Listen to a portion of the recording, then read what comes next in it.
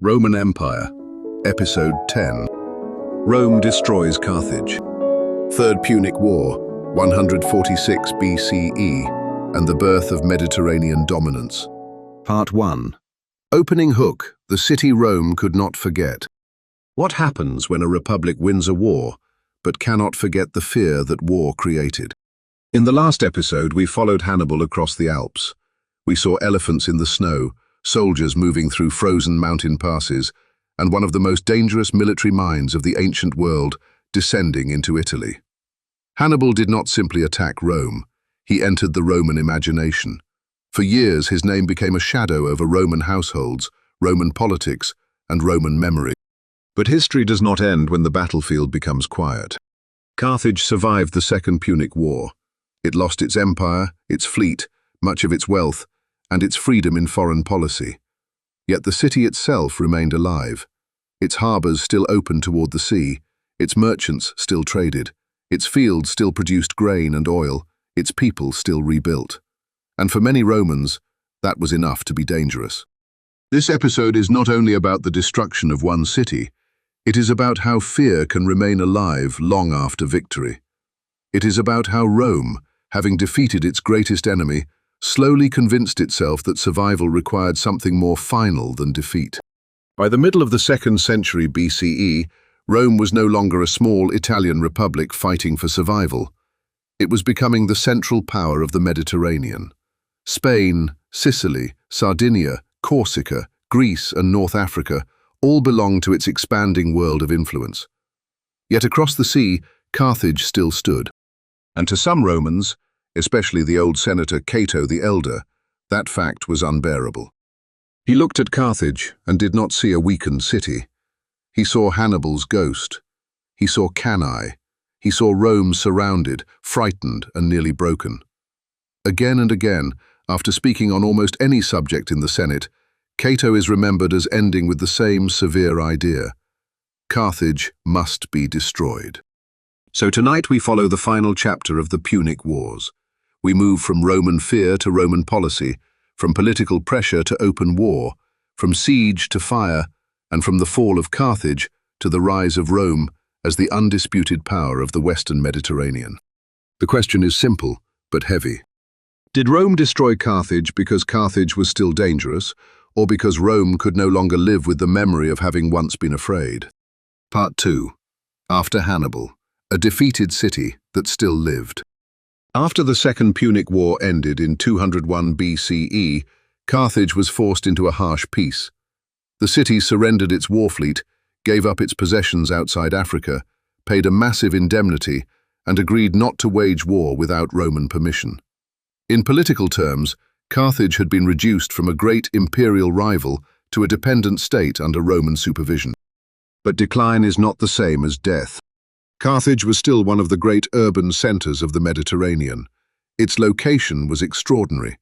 It stood near the narrow waters between North Africa and Sicily, close to the trade routes that connected east and west. Its double harbor, one for commerce and one for war, had once made it the heart of a maritime empire. Its agricultural territory was rich. Its merchants understood exchange, credit, shipping, and long-distance networks. Rome had defeated Carthage militarily, but Carthaginian society did not collapse. This mattered deeply, because the Romans had built much of their identity during the Punic Wars. Before Carthage, Rome had been a rising Italian power.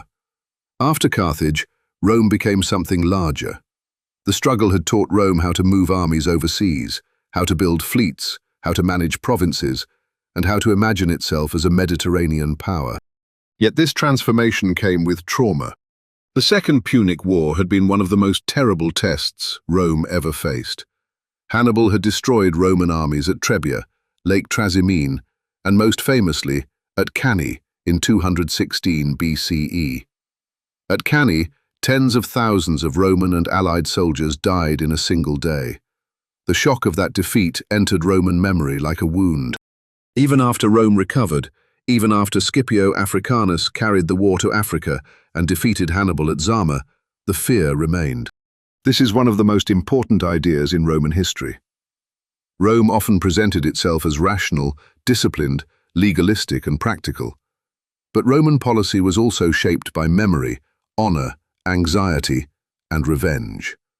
The Republic did not forget humiliation easily, and Carthage had humiliated Rome more deeply than any enemy before it. In the decades after Hannibal, Carthage tried to rebuild within the limits of the peace treaty. It paid its indemnity, it avoided direct conflict with Rome, it focused on trade and agriculture. But every sign of recovery could be interpreted in two ways. To Carthaginians, recovery meant survival. To suspicious Romans, recovery meant threat. So Carthage lived under a strange condition. It was too weak to challenge Rome directly, but too strong to be ignored. It was defeated, but not erased. And in the Roman mind, that difference became dangerous. Part 3. Cato the Elder and the Politics of Fear. Among the Romans who most intensely feared Carthage's recovery was Marcus Porcius Cato, known as Cato the Elder. Cato was a soldier, statesman, moralist, and defender of old Roman discipline. He admired simplicity, hardness, farming, military service, and ancestral customs. He distrusted luxury, Greek influence, and anything that seemed to soften Roman character. In many ways, he represented a stern Roman ideal, the citizen who works the land, obeys the law, serves the army, and fears moral decline more than death. When Cato visited Carthage in the 2nd century BCE, he was struck by what he saw. The city was not dead. Its population was active. Its economy was strong. Its lands were productive. According to later tradition, he brought back fresh figs from Africa and showed them in the Senate, reminding the Romans how close Carthage was to Italy.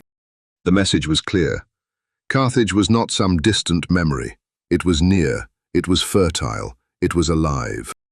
Cato's famous warning, often remembered in Latin as Carthago delenda est, Carthage must be destroyed, became one of the most powerful slogans in Roman political memory. Whether he said the exact phrase in the exact form every time is less important than the historical meaning behind it. Cato turned Carthage from a defeated enemy into a permanent danger. This is how political fear works. It does not always require an immediate army. It can grow from a memory, a comparison, a symbol. Carthage became more than a city.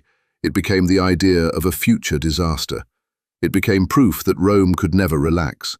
It became a warning that victory was incomplete unless the enemy's power was permanently removed. But not every Roman agreed with Cato. Some believed that Carthage, weakened and controlled, was useful. A surviving enemy could keep Roman discipline alive. Without external danger, Rome might become arrogant, divided, and morally soft. This view was associated with Scipio Nasica, a Roman aristocrat who reportedly argued against the destruction of Carthage. This debate reveals something profound about the Roman Republic. The question was not only foreign policy, it was moral philosophy. Did Rome need enemies in order to remain strong? Was the destruction of Carthage necessary for security, or dangerous because it would remove the fear that kept Rome united? In the end, Cato's view won. The Roman state increasingly moved toward the belief that Carthage had to disappear. The memory of Hannibal, the strategic value of North Africa, the wealth of Carthaginian trade, and Roman hunger for final dominance all came together. The Republic had defeated Carthage twice. Now it prepared to end the rivalry forever. Part 4. Numidia, Masinissa, and the trap around Carthage. The road to the Third Punic War did not begin with a dramatic Carthaginian invasion. It began with pressure, legal weakness, and Rome's ability to decide what counted as justice. After the Second Punic War, Carthage was not allowed to wage war without Roman permission. This rule placed the city in a vulnerable position, especially because its neighbor, Numidia, became increasingly aggressive. Numidia was a kingdom in North Africa, ruled by Masinissa, a skilled and long-lived king who had once helped Rome defeat Hannibal. Masinissa was one of the most important African allies of Rome. He understood Roman politics well, and he used his relationship with Rome to expand his power at Carthage's expense. Over time, Numidian pressure on Carthaginian territory became more serious. Lands were seized, border disputes intensified. Carthage appealed to Rome for arbitration, but Roman decisions often favored Masinissa or delayed meaningful action. The system was almost impossible for Carthage. If it accepted Numidian expansion, it weakened itself. If it resisted militarily, it risked violating the treaty with Rome. Eventually, Carthage fought back against Numidia without Roman permission. For Rome, this was the opening. Technically, Carthage had broken the terms of the peace. Politically, Rome now had the justification it needed. The situation shows one of the cold realities of ancient power. Law mattered, but law was shaped by power. Rome could interpret treaty obligations in a way that favored its strategic goals. Carthage, even when acting out of self-defense, lacked the freedom to define its own survival. In 149 BCE, Rome declared war. At first, the Carthaginians tried to avoid destruction through submission. They handed over hostages, they surrendered weapons, they accepted severe demands. But then Rome demanded something far beyond normal surrender. The Carthaginians were ordered to abandon their city and move inland, away from the sea. For Carthage, this was impossible. Carthage was not simply a collection of houses. It was a maritime city. Its identity, economy, religion, memory, and power were tied to the sea. To abandon the coast was to cease being Carthage. It meant losing the harbors, the trade routes, the ancestral tombs, the temples, the streets, and the entire meaning of the city. At that point, submission ended. The Carthaginians chose resistance. Without their surrendered weapons, they began producing new ones. Workshops became arsenals. Women are said to have cut their hair to make ropes for military engines. Citizens who had hoped for peace now prepared for siege. The city, Rome thought would collapse quietly, chose to defend itself. Part 5. The siege begins. A city without illusions. The Third Punic War was not a war of great open-field battles like Hannibal's campaign in Italy. It was a war of siege, exhaustion, engineering, starvation, and street-by-street destruction. The Roman army arrived expecting that Carthage, isolated and weakened, would fall quickly. But cities are not only defended by walls, they are defended by desperation. Once the Carthaginians understood that Rome intended to erase their city, the war became absolute. Carthage was difficult to capture. Its position, walls, harbors, and urban structure made it a formidable target. The Romans had experience in siege warfare, but the early phase of the campaign was frustrating. Their commanders struggled. Assaults failed. Disease, supply problems, and Carthaginian resistance slowed progress. The war that had been expected to demonstrate Roman power instead revealed Roman impatience and organizational difficulty. Inside Carthage, the mood must have been almost unimaginable. The city had no illusion that victory would restore its old empire. There was no realistic path back to the glory of the First Punic War, when Carthaginian fleets dominated western waters. This was no longer a war for Sicily, Spain, or maritime supremacy. It was a war for the right to exist. That difference gave the defenders a fierce energy. Every wall mattered, every weapon mattered, every harbor entrance mattered. Every day of survival was itself a refusal. The Carthaginians had lost the larger world, but they still possessed the city beneath their feet. Rome, meanwhile, faced a different problem. It had publicly committed itself to final victory. The destruction of Carthage had become a matter of prestige, fear, and imperial authority. If Rome could not take the city, then the image of Roman inevitability would weaken. The Republic could not afford to appear uncertain before a defeated enemy. This is one of the central tensions of the siege. Carthage fought because there was no alternative. Rome fought because it had made compromise politically impossible. As the siege continued, the Roman command eventually passed to a man whose name carried enormous symbolic weight: Publius Cornelius Scipio Aemilianus. He was the adopted grandson of Scipio Africanus, the Roman general who had defeated Hannibal at Zama. The return of a Scipio to Africa gave the final war against Carthage a historical symmetry that Roman writers would never forget.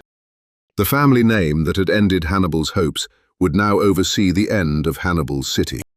Part 6. Scipio Aemilianus, Discipline and Final Pressure. Scipio Aemilianus was not merely fortunate in his name.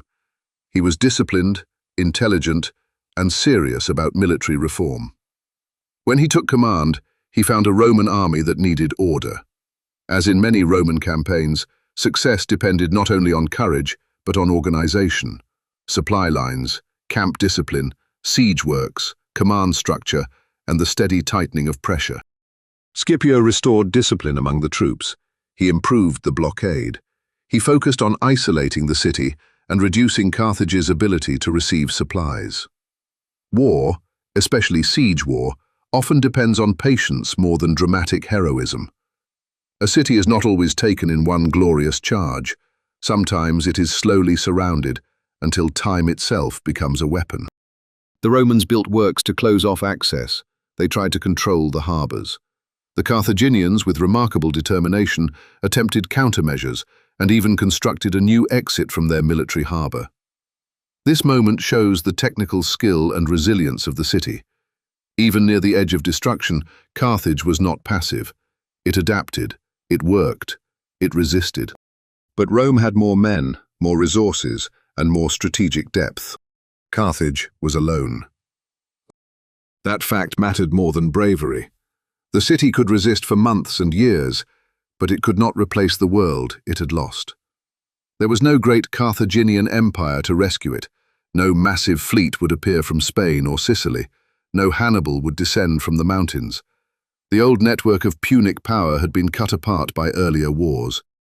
The Third Punic War, therefore, became a war between a single city and a state that now commanded much of the Western Mediterranean. Scipio's method was not emotional but relentless.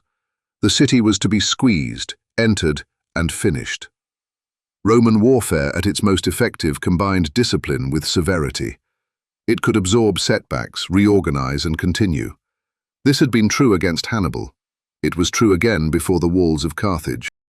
By 146 BCE, the final assault approached. The date is important because it marks more than the fall of Carthage. In the same year, Rome also destroyed Corinth in Greece. In both East and West, Rome sent a brutal message. Resistance to Roman authority could end not merely in defeat, but in annihilation. The Mediterranean world was learning a new political language, and Rome was writing it in fire. Part 7. The Fall of Carthage. Fire, Streets, and Silence. When the Romans finally entered Carthage in 146 BCE, the battle did not end at the walls. It moved into the city itself. Urban warfare is among the most terrifying forms of ancient combat. Streets become corridors of death, houses become fortresses, rooftops become positions of attack. Every corner may hide defenders, every room may become a last stand. For the people inside, there is no clean separation between battlefield and home. Carthage resisted street by street. Ancient accounts describe days of brutal fighting as Roman soldiers advanced through the city. Buildings were burned, defenders were killed or driven back. Civilians were caught in the collapse of their world. The city that had once sent fleets across the sea, negotiated with kings, founded colonies, and challenged Rome for Mediterranean supremacy, was reduced to smoke, cries, and broken stone. At the center of the final resistance was the Byrsa, the citadel of Carthage. There the last defenders and refugees gathered. The Byrsa was not only a military stronghold, it was a symbolic heart. As long as it held, Carthage had not fully fallen. But the outcome was no longer in doubt. After the final surrender, many survivors were enslaved. The city was burned and demolished. Roman tradition later remembered the destruction of Carthage as total, even if some details became shaped by legend over time. The famous story that Romans sowed the ground with salt is not considered reliable as literal history, but it expresses the deeper truth of Roman intention in memory. Carthage was not supposed to rise again. Scipio Aemilianus is said to have looked upon the burning city and wept. According to later tradition, he quoted lines about the fall of Troy, reflecting that one day Rome too might fall. Whether the scene occurred exactly as told, its meaning is powerful. The conqueror understood that destruction was not only victory, it was also prophecy. Empires destroy cities, but cities also warn empires. Carthage had been Rome's greatest rival. Its fall gave Rome security, wealth, land, and prestige, but it also removed the enemy that had forced Rome to remain disciplined. Some later Romans would wonder whether the destruction of Carthage marked not only the triumph of the Republic, but the beginning of its moral danger. Without Carthage, Rome had no equal in the Western Mediterranean, and when a power has no equal outside, its greatest threats often begin inside. Part 8. What Rome gained: Mediterranean dominance. The destruction of Carthage changed the balance of the ancient world. Rome now controlled the Western Mediterranean more completely than ever before. North Africa became a Roman province, eventually known for its agricultural wealth. The fertile lands around the former Carthaginian territory would become extremely important to Rome's food supply. Grain, estates, taxation, and provincial administration now connected Africa more deeply to Roman power. This was one of the great transitions in Roman history. Rome had begun as a city-state in central Italy. It had fought local wars against neighboring peoples. It had struggled with Etruscans, Latins, Samnites, Greeks, and Pyrrhus. Then it had crossed the sea against Carthage. By the end of the Third Punic War, Rome was not simply defending Italy. It was ruling a Mediterranean system. But this success created new problems. Conquest brought wealth, but wealth did not enter Roman society evenly. Some aristocrats gained enormous estates, slaves, and provincial opportunities. Military commanders won glory abroad. Public contracts, tax collection, and provincial exploitation became sources of power. The Roman elite grew richer, and competition within the elite became sharper. At the same time, long wars affected ordinary Roman citizens and Italian allies. Small farmers could be pulled away for military service, landholding patterns changed, slave labor expanded. The Republic's old social balance came under pressure. Rome was becoming richer and more powerful, but also more unequal and unstable. This is why the destruction of Carthage is not just the end of an external rivalry. It is a doorway into Rome's internal crisis. A great enemy had been removed, but the habits Rome developed during expansion did not disappear. Military ambition, competition for honor, provincial wealth, and political violence would increasingly shape Roman life. The Republic had learned how to conquer. Soon it would struggle to govern the consequences of conquest. In this sense, 146 BCE is one of the hinge years of Roman history. Carthage fell in the west, Corinth fell in the east. Rome stood above the Mediterranean world with unprecedented authority.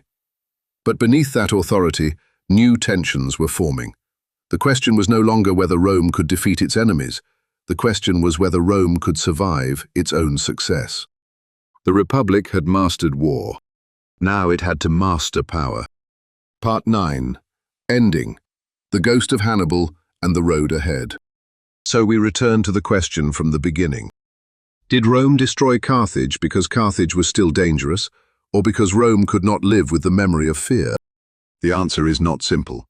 Carthage still had wealth, people, trade, and strategic value. It was not powerless, but it was not the Carthage of Hannibal's youth. It no longer commanded a great empire.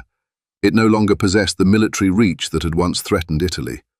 In practical terms, Rome destroyed a weakened rival. But in memory, Rome destroyed something larger. It destroyed the city that had produced Hannibal. It destroyed the harbor from which Roman nightmares had sailed. It destroyed the name that reminded Romans of cani, of panic, of emergency levies, of fathers and sons lost in terrible numbers. Rome had won the war long before 146 BCE, but only when Carthage burned did Rome feel that the story was finished. And yet, history has a quiet irony. The fall of Carthage did not bring Rome peace. It brought Rome dominance. And dominance is not the same as peace. With no equal rival in the Western Mediterranean, Rome's ambitions turned inward and outward at the same time. Generals became more powerful. Provinces became richer prizes. The Senate became more competitive. The people demanded reform. The army would slowly become a political instrument.